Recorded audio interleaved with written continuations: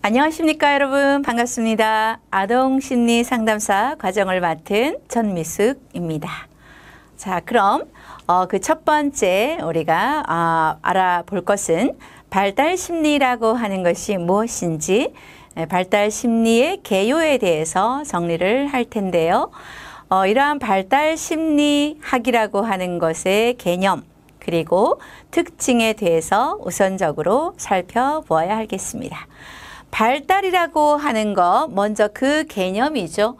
우리가 인간이 태어나서 또 노년이 되고 그리고 나중에 죽음에 이르기까지 인간은 끊임없이 발달을 하게 되는데요. 이제 이런 부분에서 이 발달 심리학에서 중요한 개념은 그 첫 번째, 인간의 전 생애에 걸친 것이다. 이렇게 보시면 돼요. 발달 심리학은 인간의 전 생애에 걸친 모든 발달의 그 변화, 그리고 그것의 양상이나 과정을 연구하는 학문을 우리는 발달 심리학이다. 이렇게 정의를 내릴 수 있습니다.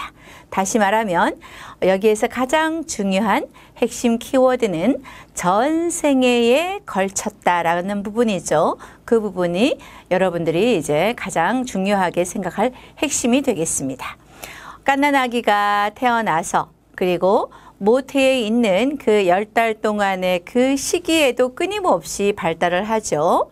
그리고 태어나서 아동기, 청소년기, 청년기, 또 성인기, 그리고 노년기를 거쳐서 이제 죽음에 이르는 이 인간의 전 생애에 걸친 변화, 그리고 또 그 과정, 이런 것들을 연구하는 학문이 바로 발달 심리학이다. 이렇게 정의를 내릴 수가 있습니다. 그러면 발달 심리학은 유아나 아동과 같은 생애 초기의 연구가 집중되는 경향이 있었습니다. 그러나 여러분도 알다시피 변화라고 하는 것은 어떤 시점에서 중단이 되는 것이 아니라 지속적으로 변화하는 전 생애에 걸쳐서 발달을 한다라는 것이 핵심이라는 거죠. 다시 말하면 그동안에 우리가 많은 연구들을 살펴보면 주로 프로이드 같은 경우도 아동기니까 5세 이전의 아동의 특징에 초점을 맞췄던 것이죠. 그러면 대부분의 많은 연구들이 이렇게 아동기, 유아기의 초기에 연구가 집중되는 게 많았습니다. 그러나 여기에 나와 있는 것처럼 변화라고 하는 것이 어느 한 시점에서 중단되어 버리는 게 아니라는 거죠. 아동기에 여러분들 발달이 중단됩니까? 유아기의 발달이 중단되나요? 아니죠.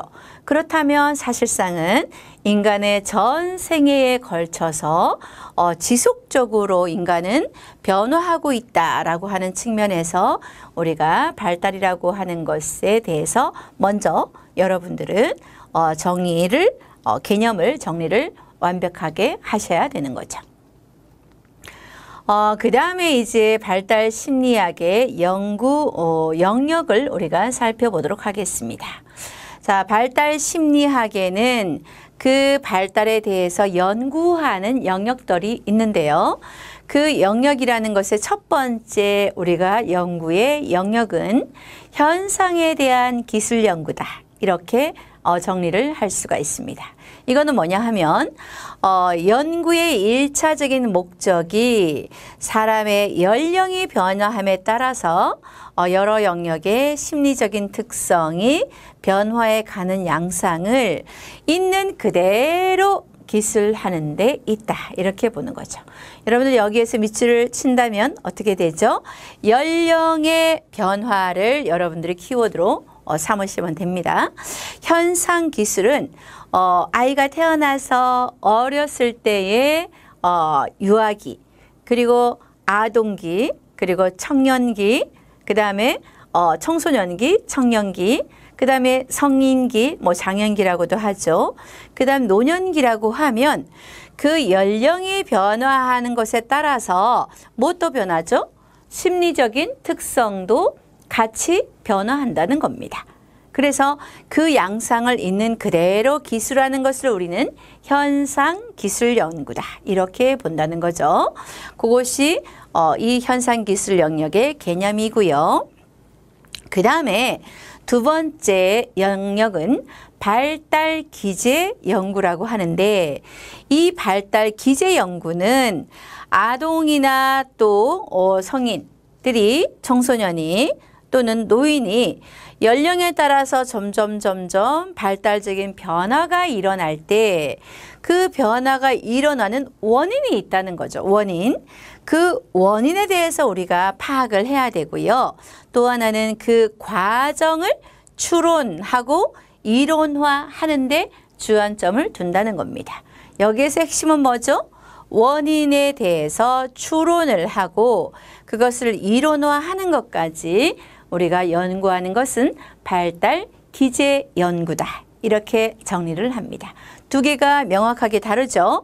현상이라고 하는 것은 변화하는 그 양상을 있는 그대로 하는 거니까, 예를 들면 신체적인 변화가 일어난다.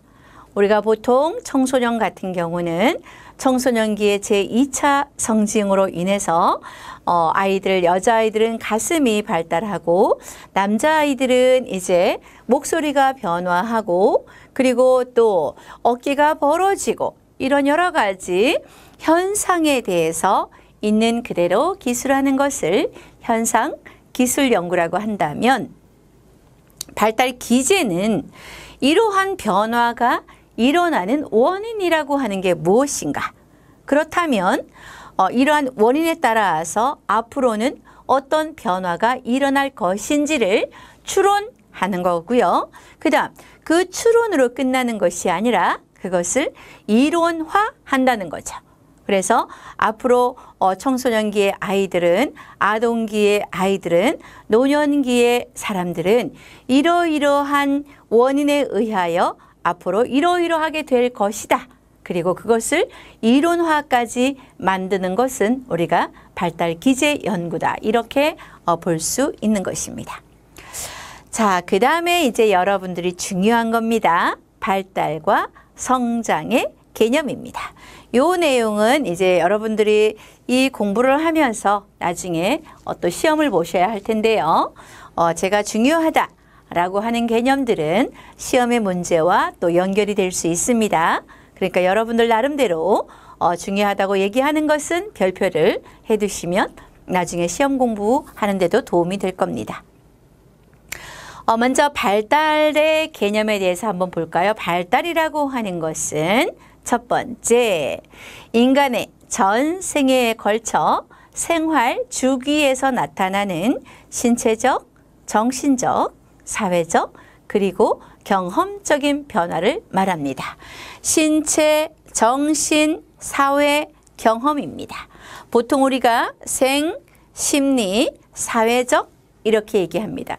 한 인간의 우리가 정신 문제를 분석할 때에도 그 인간이 생애 주기 전체적인 것을 본다면 생리적인 것, 신체적과 관련이 있죠. 정신적인 것은 심리적인 것과도 관련이 있죠. 그 다음에 그 사람을 둘러싼 사회적인 영역까지, 그리고 경험, 이 사람이 한 인간이 태어나서 살아오면서 어떤 경험들을 했는가라는 이런 경험적인 변화까지를 모두 다 전체 통합해서 보는 것을 우리는 바로 발달이다 라는 것이죠. 발달의 개념 여러분들 중요합니다. 기억하시기 바랍니다. 그 다음에 두 번째, 미리 예측이 가능하지만, 끊어주세요. 그 변화 속도가 일정할까요? 일정하지 않을까요? 변화의 속도는 개인마다 다릅니다. 그래서 일정하지 않다라는 거고요. 개인마다 매우 달라서 독특한 양상을 보이며 개인별로 차이가 있다라고 하는 거죠. 그러면 예측 가능 1번, 변화 속도 2번, 개인차 3번 이렇게 본다면 이런 거는 여러분들 우리가 객관식 문제로 나오기가 너무 좋습니다. 발달이라고 하는 것은 전 생에 이루어진다. 그 다음 발달은 미리 예측이 가능하다. 그러나 발달은 변화 속도는 일정하지 않다라고 하는데 변화 속도가 일정하다. 이렇게 나오면 이거는 틀린 지문이 되겠죠. 그리고 그 독특한 양상을 보이기 때문에 개인별로 차이가 있다. 그러면 개인차가 있다. 이렇게 정리를 할 수 있습니다. 만약에 개인차가 없다. 이렇게 하면 그것도 틀린 지문이 되겠죠. 그 다음 세 번째, 신체적, 지적, 정서적, 사회적 측면에서 조화와 균형을 유지하면서 발달한다 라는 것이 포인트입니다. 이게 따로따로면 문제가 되겠죠. 신체는 월등하게 성장을 했는데 정신적으로는 성장을 못했어요. 어린아이에 머물러 있어요. 이러면 이거는 균형이 깨어지기 때문에 여기에서 문제가 발생하는 겁니다. 정신적인 문제가 발생하거나 또는 정신적인 것은 성장을 하는데 신체가 어린아이와 같은 신체에 머물러 있다. 그러면 이것도 문제가 되는 거죠. 그래서 신체, 지적, 정서, 사회적인 측면에서 골고루 조화와 균형을 유지하면서 발달해야 한다는 것이 또 하나의 핵심이고요. 그 다음에 네 번째입니다. 출생에서부터 죽음에 이르기까지 인생의 전반에 걸쳐서 단계적으로 연속성을 가지고 일어나는 변화의 과정이라는 겁니다. 여기에서 여러분들 키워드는 연속성이다 라고 하는 거죠. 단계가 있고요. 그 단계에 따라서 개인마다 속도는 일정하지 않지만 이거죠. 변화의 속도는 일정하지 않지만 연속성은 가지고 있다. 이것이 포인트입니다. 그래서 출생에서부터 유아기를 거치고 아동기 없이 바로 청소년기로 뛰어넘어간다, 안 넘어간다? 뛰어넘어가는 일은 없다는 거죠. 연속, 그 단계는 거친다는 겁니다. 그래서 우리가 생애 주기 인생 전반이라고 하면 보통 태아기, 그 다음에 영아기, 그리고 유아기, 그 다음 아동기, 청소년기, 청년기, 그 다음 성인기, 그 다음 노년기 이렇게 해서 그 단계는 어느 정도 연속적으로 쭉 일어난다. 이렇게 이해를 하시면 됩니다. 그 다음에 기능과 구조가 상승적 변화로만 성장 발달하는 것이 아니라 이 기능이 약화되고 그 다음에 어떻게 되죠? 위축되는 현상도 나타나는데 이것을 우리는 하강적 또는 퇴행적 변화라고 합니다. 자, 어느 정도까지는 쭉 상승을 해요. 상승적인 변화로 가다가 보통 우리가 그 정점이 되는 연령을 17세 정도로 봅니다. 고등학교 이때쯤 돼서는 이제 성장이 멈춘다라고 보는 거죠. 17세, 요 20세 요 사이에 최고점에 이르다가 그 다음부터는 이제 보통은 하강한다, 퇴행한다 라고 보는 겁니다. 그래서 이 퇴행 시기가 장년기와 노년기를 거쳐가게 되면 급속도로 뚝 하고 떨어지는 거죠. 이때 신체적인 노화가 급격하게 떨어지는 겁니다. 그래서 여러분들 보시면 쭉쭉쭉쭉 올라갑니다. 올라가다가 정점에 이르러서 머무릅니다.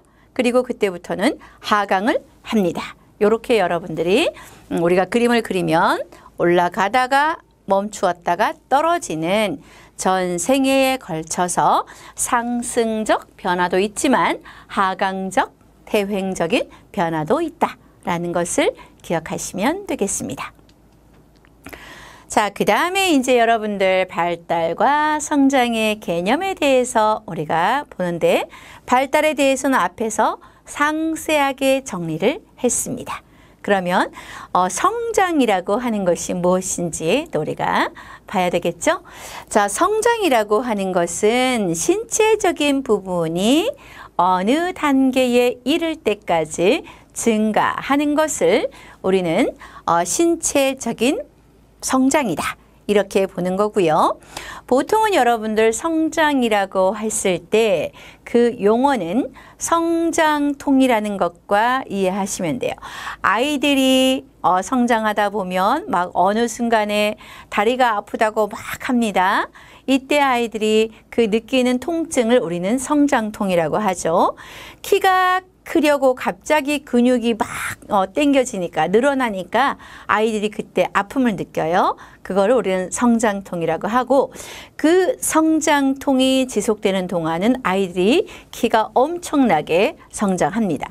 몸무게도 쭉쭉쭉 늘어나는데 우리 몸무게보다는 키가 쑥 하고 늘어나는 것을 우리는 성장통이다. 그래서 성장통의 개념에서 사용하는 것과 유사하게 뼈가 증가하고 근육이 많아지며 그 다음에 볼륨이 풍부해지는 신체적 측면의 양적인 증가를 우리는 뭐라고 하죠? 성장이라고 합니다. 나중에 또 우리가 성숙이라고 하는 개념 배웁니다. 성장과 성숙을 여러분이 구분할 수 있어야 돼요. 성장이라고 하는 것은 여기 나와 있는 것처럼 뼈의 증가, 그 다음 근육의 양, 그리고 볼륨감, 이런 신체적인 측면의 양적 증가를 우리는 성장이다, 이렇게 구분할 수가 있습니다.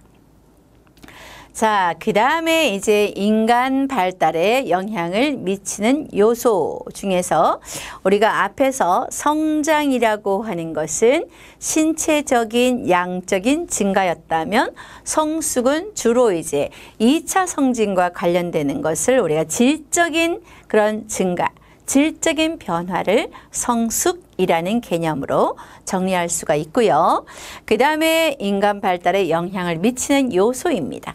한 인간이 태어나서 그 다음 그 인간이 노년이 되어서 죽기까지 그 사람에게 영향을 미치는 이런 요소들이 어떤 것들이 있는가를 설명하는 부분입니다.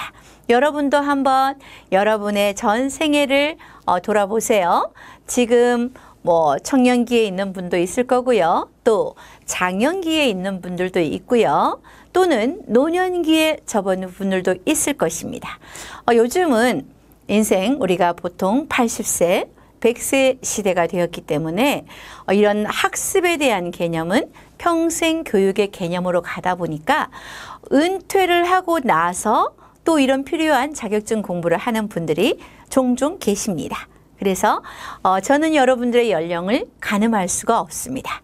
여러분들이 또 젊은 분들이 공부를 할 수도 있지만, 또는 40대에 이제 중년에서 뭔가 내 자신에 대한 개발, 나의 발전, 나의 좀 더 전문적인 일을 하고 싶다라고 해서 이런 일을 하기 위해서 준비하는 분도 계시겠지만, 또 은퇴를 앞두고 또는 60이 넘어서도 뭔가 자격증을 갖고 내가 제대로 공부하고 이 사회에 기여하는 일을 하고 싶다. 그래서 봉사에 대한 개념을 갖고 또 공부하는 분들이 계시기 때문에 여러분들의 연령을 저는 가늠할 수 없지만, 마찬가지로 우리가 살아오면서 우리가 살아온 날들만큼 나의 전 생애의 발달에 걸쳐서 중요한 영향을 주었던 요소가 무엇일까를 여러분들이 생각한다면 어렵지 않습니다. 그 첫 번째, 우리는 생물학적인 요소를 들 수가 있습니다. 이것은 뭐냐? 인간이 지배할 수 없는 그런 기질이나 유전자 등이 주로 육체적인 발달을 주도하는 요인인 생물학적인 요소가 됩니다.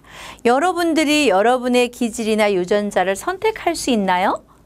어떤 사람이 나는 아주 우월한 유전자를 가진 부모 밑에서 태어나고 싶다라고 여러분들의 성격을, 여러분들의 유전자를, 여러분들의 기질을 여러분들이 선택하고 태어나신 분이 계신가요? 아무도 없으실 거예요. 저 또한 마찬가지고요.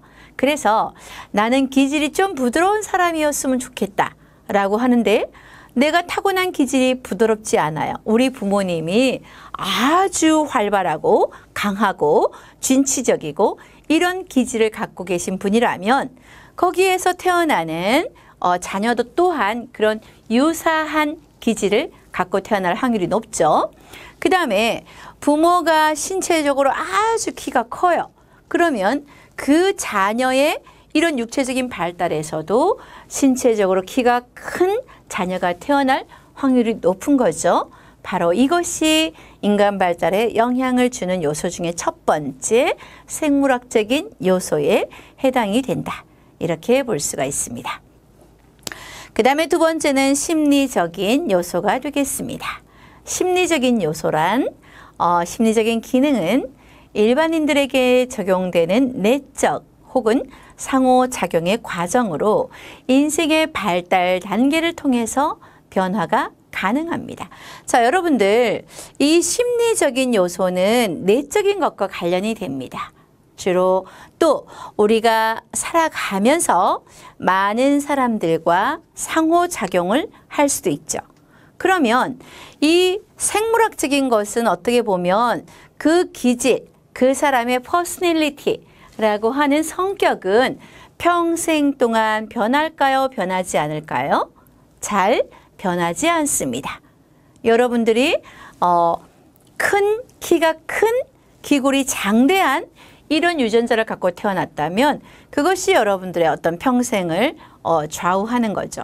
여러분들의 성격이 굉장히 까다로운 기질을 갖고 태어났다. 그러면 그거는 그 퍼스널리티는 잘 변하지 않는 그 부분인데, 반면에 이 심리적인 요소는 내적인 거기 때문에 이 내적인 것은 여러 가지 우리가 살아가면서 상호작용을 하면 그 상호작용의 과정으로서 우리가 변화될 수 있다 없다?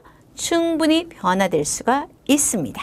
그래서 어떤 사람이 굉장히 뭔가 얌전하고 앞에 나서서 뭔가 잘 하지 못했었는데 이 사람이 계속해서 훈련을 통해서 또 뭔가 마인드 컨트롤을 통해서 아니면 자기 개발서를 통해서 이 사람의 드러나는 부분은 변화가 가능하다라고 하는 거죠. 그 다음에 인간 발달의 상호작용, 그 다음에 직접 및 간접적인 생활 경험, 사회문화적인 요소들의 영향을 받는다.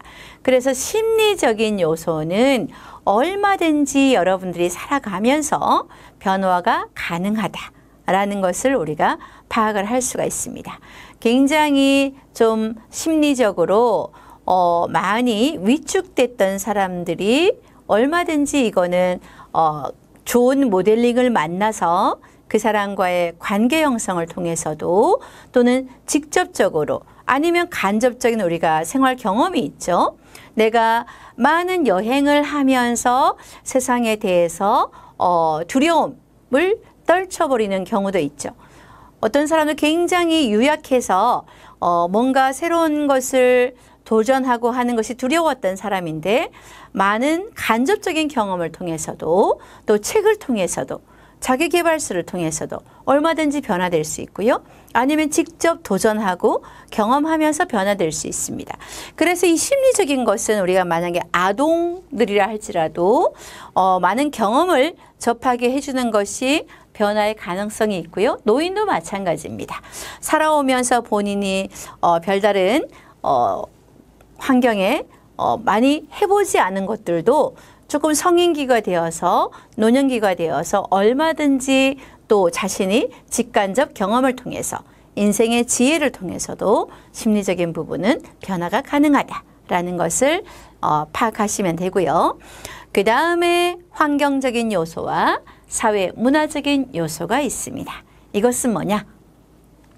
학습이나 사회화와 관련된 가족, 학교, 직장과 같은 이러한 사회 문화적인 요소들의 영향을 받는다라고 보시면 되고요. 기본적인 사회 문화적인 요소는 인간의 학습과 사회화에 영향을 줍니다. 지금 여러분들이 이 강좌를 듣는 것도 하나의 학습이죠. 그리고 또 이것이 여러분들의 발달에 영향을 줄 수 있을까요? 없을까요? 이 학습이 여러분들의 발달에 영향을 줄 수 있습니다. 지금 이후에 여러분들의 삶에 얼마든지 영향을 줄 수 있는 그런 요소가 된다라고 우리는 볼 수가 있겠죠. 그 다음에 또 여러분들이 만나게 되는 어떤 직장 생활 이런 것들도 여러분들에게 영향을 주는 거죠. 보통은 우리가 사람들이 한번 살아가면서 그 사람이 소속되어졌던 그 직장 생활을 통해서 그 사람의 내면 속에 숨어 있는 것을 끌어내주는 이런 것들을 저는 종종 제가 체험을 하게 돼요. 저도 지금 기관을 운영하고 있지만 처음에는 우리 직원에게 저런 모습이 있을까? 전혀 알 수 없었는데요. 이 사람이 계속해서 다른 사람들 앞에서 뭔가 진행을 하다 보니까 이게 학습이 된 거죠. 그래서 3개월이 지나고 6개월이 지나고 1년이 지나고 2년이 지나면서 이 사람이 처음에 없었던 그런 부분들을 많이 발달이 되어지는 것을 제가 봅니다. 그래서 인간의 이러한 사회 문화적인 요소, 그 사람이 소속되어 있는 직장, 이것이 그 사람의 학습이나 사회화에 영향을 주는 것을 우리는 보고 있습니다. 그래서 여러분들이 지금 이 강좌를 통해서 앞으로 여러분들이 얼마나 변화될지, 여러분들의 속에 들어있는 그 여러분의 잠재 능력을 개발하고 꺼내서 여러분들이 지금과는 또 다른 어떤 사람의 모습으로 살아갈 수 있도록 여러분의 전생애 동안에 변화가 일어나게 하는 여러분의 발달에 영향을 주는 것 중에 하나가 뭐라고요? 환경적 요소나 사회 문화적인 요소가 될 수 있다라고 말씀드릴 수 있습니다. 자, 그 다음에 이제 인간 발달의 원리를 조금 살펴보도록 하겠습니다. 인간 발달의 원리 별 하나 해주세요. 제가 별 하나 주라는 것은 어떤 의미일까요? 별 하나는 중요하다라는 것으로 여러분들이 기억하시면 되고요. 자, 첫 번째 원리 중에서는 발달은 변화의 과정을 포함한다라고 하는 겁니다. 발달은 전 생애에 걸쳐 이루어지는 변화의 과정으로서 신체적, 심리적, 행동상의 변화를 모두 포함합니다. 신체, 심리, 행동이라는 용어가 또 등장을 했습니다. 두 번째, 발달의 양상은 예측이 가능하다, 불가능하다, 가능하다라고 했습니다. 많은 학자들이 발달 단계 이론에 대해서 이야기하고 있기 때문에 예측이 가능하다라는 것 두 번째입니다. 출생 전후의 환경 조건에 의해서 조금 지체될 수도 있고 부분적으로는 촉진될 수도 있지만 예측은 가능하다라고 정리하시면 되고요. 세 번째, 발달은 일정한 방향으로 진행됩니다. 일정한 방향이 키워드입니다. 여러분들 밑줄 쫙 해주세요. 변화 과정 포함 밑줄 쫙, 예측 가능 밑줄 쫙, 그 다음에 일정한 방향 밑줄 쫙 해주시면 됩니다. 머리와 몸통에서 먼저 발달이 일어납니다. 머리, 그리고 몸통이죠.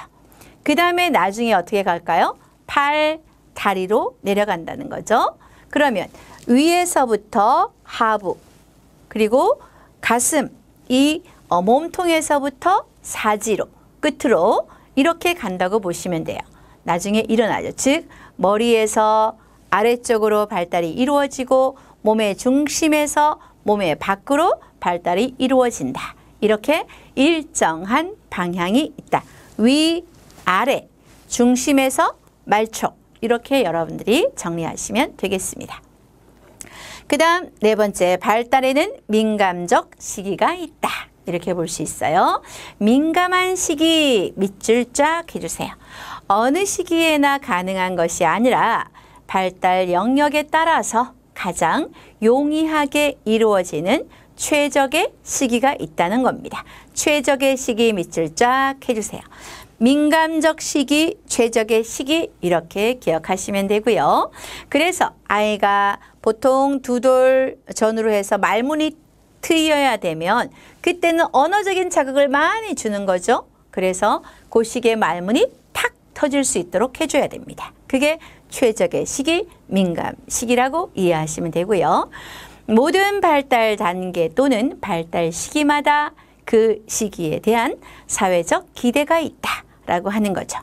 사회적 기대를 갖고 있는 부모 및 교사들은 각 시기에 아동들이 환경에 잘 적응해 가기 위해 이루어야 할 발달적 변화, 발달 과업이 무엇인지를 알고 이들을 지도하는 과정에서 영향을 미치게 됩니다. 사회적으로 요 시기에는 이런 발달이 있어야 된다라고 하는 그 기대감이 있다라는 것으로 사회적 기대에 밑줄 쫙 해주시면 됩니다. 그 다음 6번째, 발달은 점성성을 갖는다. 다시 말하면 점성의 원리, 우리가 에릭슨이라고 하는 학자가 점성의 원리에 대해서 설명을 했습니다. 점성성의 밑줄 쫙 해주세요. 이전에 이루어진 발달의 기초 위배에서 그 다음 단계의 발달이 이루어지게 되는데, 즉 발달은 특히 이전 단계의 발달들이 함축되어서 전반적으로 영향을 준다 안 준다? 영향을 미친다. 1단계가 2단계에 영향을 주고 2단계가 3단계에 영향을 주고 4단계, 5단계, 6단계, 7단계, 8단계 이렇게 전생에 걸쳐서 점성성을 갖는다라는 점성의 원리가 있습니다. 그 다음 7번째, 개개인의 발달 과정을 비교해 보면 개인차가 있다. 이렇게 볼 수가 있습니다. 개인차에 밑줄 쫙 해주시기 바랍니다. 개인차는 발달 속도가 일정하지 않아서 나타나는 원리다. 이렇게 볼 수가 있고요. 인간 발달의 원리는 분화와 통합의 과정을 이룹니다. 그래서 여러분들이 이제 분화와 통합이라고 하는 그 과정을 거치게 된다. 이렇게 보시면 되겠습니다. 다시 말하면 이제 인간의 발달이라고 하는 것은 분화되기도 하고 통합이 이루어지기도 한다. 이렇게 이해를 하시면 되겠고요. 그 다음에 유전이나 환경의 어느 하나에 의해서만 발달이 일어나지는 않고 유전과 환경의 상호작용에 의해서 발달이 이루어진다. 이렇게 볼 수가 있겠습니다. 그 다음에 인간 발달은 연속적인 과정이다. 이렇게 보시면 되죠. 앞에서도 한번 설명을 했습니다. 그 다음 10번째, 연령이 증가하면 발달의 경향을 예측하기가 힘들어지는데 왜 그럴까요? 연령이 증가할수록 환경의 영향을 더 많이 받기 때문입니다. 연령이 어렸을 때는 어떤 유전이나 이런 부분의 영향을 많이 받았다면 이제 연령이 점점 증가할수록 그 사람이 살아온 그런 삶의 경험, 환경적인 요소의 영향을 많이 받기 때문에 예측하기가 점점 어려워진다. 이렇게 볼 수가 있습니다. 자, 이렇게 해서 이제 이번 강의는 가장 첫 번째 기본적인 발달이라고 하는 것, 개념, 그리고 이 발달의 원리에 대해서 중요한 부분들을 중심으로 정리를 하였습니다.